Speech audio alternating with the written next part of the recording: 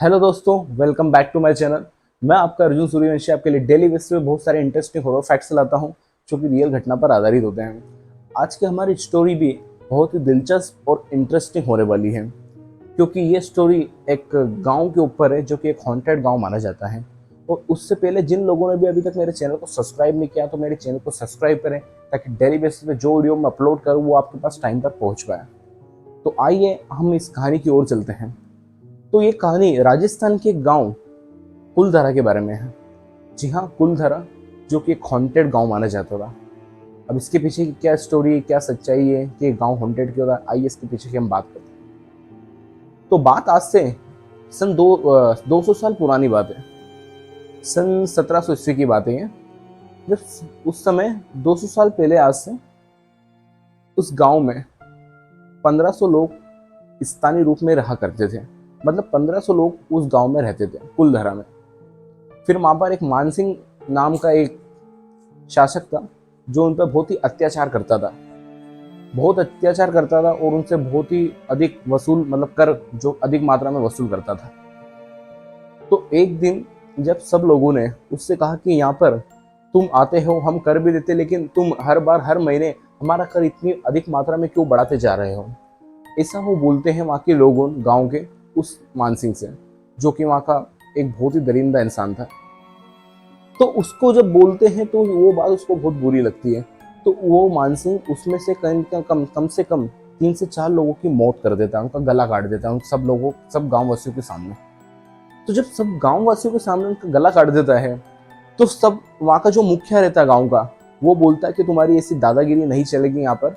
तुम भले से हमसे कर वसूल करते हो, हम वो बात मानने के लिए तैयार हैं। हम तुमको कर भी हर महीने बहुत अधिक वसूल के तौर पर देते हैं, हम वो सब करने के लिए तैयार है, पर हम तुम इसलिए हमारे गांव में किसी भी इंसान को मारो, ये तुम्हें अधिकार नहीं है। ऐसा गांव वाले का मुखिया उस मानसिक से बात बोलता है। लेकिन वो किसी की सुनने वाला नहीं था, वो बहुत ही दरिंदा किस्म का इंसान था।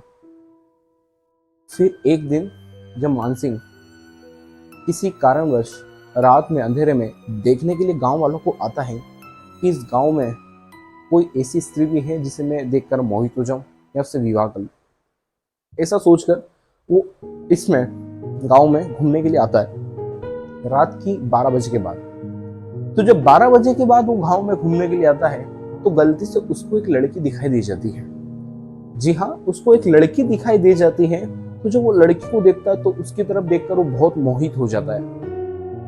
उसको बहुत ही देर तक वो निहारता है, इतने ध्यान से देखता है और उसकी सुंदरता पे इतना मोहित हो जाता है कि वो अगले दिन सोचता है कि किसकी बेटी में पता लगाऊंगा और उसके बाद इसे पास से शादी का प्रस्ताव भेजूंगा। तो जब अगले दिन उसके गुप्तचर वहां पर आते हैं, आने के बाद वो ये पता लगाते हैं कि ये यहाँ की सरपंच है, उनकी सुपुत्री है, उनकी सुपुत्री है। और फिर ये बात जाकर अपने जो मुमताज राजा मानसिंह उसे बता देते हैं। जब उसे ये बात पता चलती कि ये तो वहाँ के जो मुखिया है, सरपंच, उसकी बेटी है, तो फिर वो सोचता अब तो और आसान होगा मेरे लिए।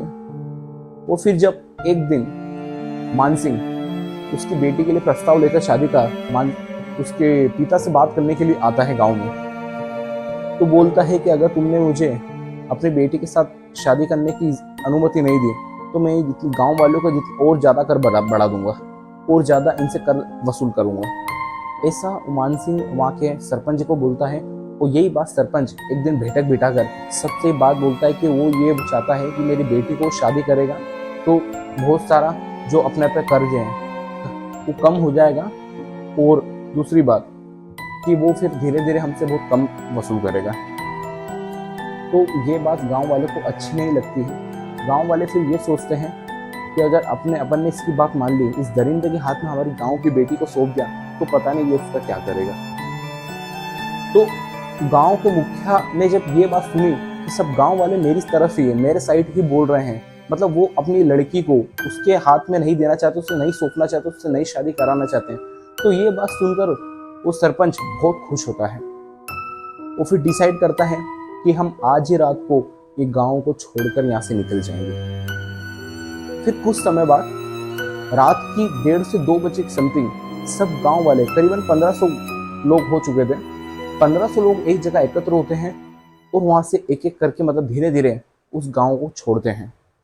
और उस समय जब छोड़ रहे होते हैं तो जाते जाते वो इस कुलधरा को श्राप देकर जाते हैं कि आने वाला कोई भी अगर यहाँ पर कोई भी नागरिक या कोई भी इंसान यहाँ पर रहने का सोचेगा तो उसकी मौत हो जाएगी। यहाँ पर हमारे अलावा कोई भी इंसान बस नहीं पाएगा इस गांव में।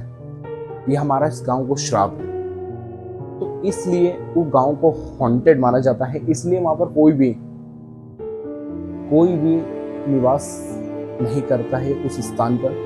कोई भी लोग वहां पर ठहरने के लिए भी नहीं आते हैं। हाँ, दिन में भले से आप विजिट कर सकते हैं, घूमने के लिए जा सकते हैं, पर रात में वहाँ कोई नहीं रुकता है। और वहाँ पर जो भी लोग सोचता है रहने की तो उसकी किसी न किसी तरीके से वैसे में तरीके से मौत हो जाती है। ऐसा उस गाँव को श्राप है और वो श्राप आज भी बरकरार है। आज भी राजस्थान के कुलधरा गाँव में कोई भी इंसान आपको देखने को नहीं मिलेगा। सिर्फ वहाँ खंडर घर देखने को मिलेंगे आपको, जो कि पूरे ही खंडर हो चुके हैं, जिनकी ईंटें भी गिर चुकी है। सिर्फ एक मकान जैसा है, एक ढांचा है, सिर्फ वही बचा हुआ है। और ये श्राप आज भी उस गांव पे लागू है। उम्मीद करता हूँ आपको मेरी स्टोरी अच्छी लगी होगी, जो कि रियल फैक्ट है कुलधरा गांव के। और जिन लोगों ने मुझे सब्सक्राइब नहीं किया, मेरे चैनल को सब्सक्राइब करें ताकि डेली बेसिस पे जो वीडियो मैं अपलोड करूँ वो आप लोगों के पास टाइम पर पहुंचे। और प्लीज़ मुझे सपोर्ट करें, मेरे चैनल को आगे प्रमोट करें।